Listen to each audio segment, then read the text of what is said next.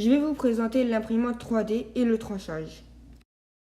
Maintenant, je vais vous parler de l'imprimante 3D. En fait, c'est une imprimante qui imprime des objets en 3D. L'impression se fait par dépôt de couches. Il y a aussi la possibilité d'utiliser des matériaux divers, du plastique, du béton, etc.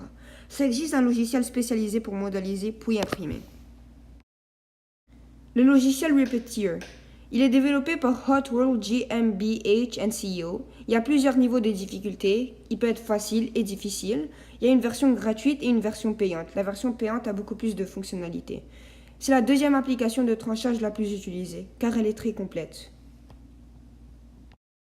Maintenant, je vais vous parler du tranchage. Le tranchage est une étape préalable à l'impression. Elle est nécessaire pour l'impression 3D.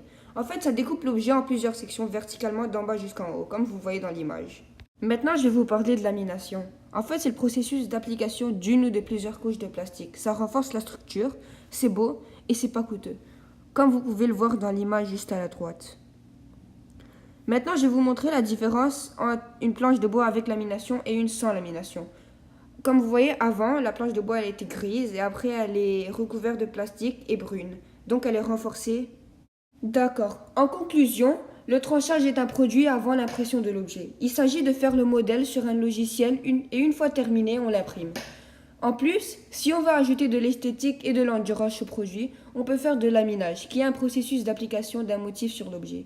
Voici mes sources.